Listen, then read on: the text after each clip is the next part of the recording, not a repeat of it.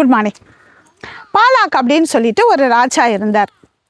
அவர் இஸ்ரவேல் ஜனங்களை எப்படியாவது சபிக்கணும் அப்படின்ட்டு அவரோட எண்ணம். ஏன்னா இஸ்ரவேல் ஜனங்கள் அப்படியாய் பெருகி கொண்டே இருந்தாங்க. அதனால் எப்படியாவது சபிக்கணும் அப்படின்ட்டு, யாரை கொண்டே சபிக்கலாம் அப்படின்ட்டு, அவங்களுடைய ஆட்களை கொண்டே சபிக்கலாம் அப்படின்னு சொல்லிட்டு பீலேயாம்னு ஒருத்தர் இருந்தார்.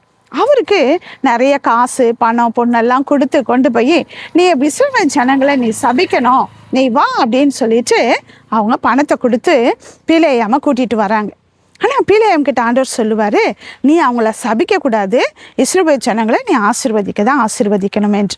பாலாக் என்ன பண்ணுவார், ஒரு பெரிய மலை உச்சியில் கொண்டு போய் நிறுத்தி, நீங்கள் இங்கே இருந்து இஸ்ரவேல் ஜனங்களை பார்த்து நீ சபி அப்படின்னு சொல்கிறார். ஆனால் அங்கே நம்ம பீலேயாம் என்ன பண்ணுவார், அவங்கள ஆசீர்வதிப்பார். உடனே பாலாக்குக்கு கோபம் வரும். நான் சபிக்க சொன்னால் நீங்கள் ஆசீர்வதிக்கிறீங்களே, அதெல்லாம் இன்னொரு இடத்திற்கு நான் கூட்டிகிட்டு போகிறேன், அங்கே போயிட்டு நீங்கள் நின்று இஸ்ரவேல் ஜனங்களை நீ சபிக்கணும் என்று சொல்லி, அதே மாதிரி இன்னொரு இடத்திற்கு, உயரமான இடத்திற்கு கொண்டு போய் நிறுத்தி அங்கே நீ இஸ்ரவேல் ஜனங்களை பார்த்து சபிக்கணும் என்ற போது அங்கேயும் பாலாக்கு என்ன பண்ணுவார், இஸ்ரவேல் ஜனங்களை ஆசீர்வதிப்பார். பாலாக்குக்கு ரொம்ப கோவம் மறுபடியும் இன்னொரு இடத்திற்கு கொண்டு போய் இங்கேருந்து நீ இஸ்ரவேல் ஜனங்களை நீ சபிக்க வேண்டும் என்று. அங்கேயும் அங்கே பீலேயாம் என்ன பண்ணுவார், அந்த இஸ்ரவேல் ஜனங்களை ஆசீர்வதிப்பார். பாலாக்குக்கு ரொம்ப கோபம் வந்துடும்.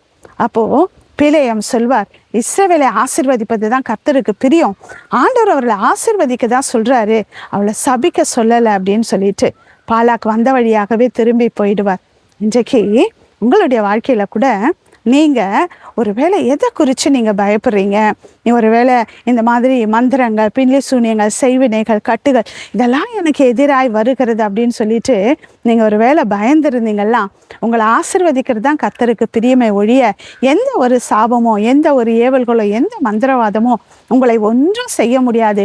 உங்களுடைய பிள்ளைகளை ஒன்றும் செய்ய முடியாது. உங்கள் தொழிலை, உங்களுடைய வியாபாரங்களில், நீங்கள் கையிட்டு செய்கிற காரியங்களில் எதுவுமே உங்களை ஒன்றும் தொட முடியாது. ஏன்னா ஆண்டவருடைய பிள்ளைகளுக்கு எந்த ஒரு தீங்கும் அணுகாது. வசனம் இப்படியாய் சொல்லுகிறது, யாக்கோபுக்கு விரோதமான மந்திரவாதமும் இல்லை, இஸ்ரவேலுக்கு விரோதமான குறி சொல்லுவதும் இல்லை என்று. கர்த்தர் மெய்யாகவே உங்களுடைய எல்லா தீங்குக்கும் கர்த்தர் விலக்கி காப்பார். கர்த்தர் உங்களை ஆசீர்வதிப்பார். நீங்கள் ஆசீர்வாதமாக இருப்பீர்கள். Have a nice day. Jesus loves you.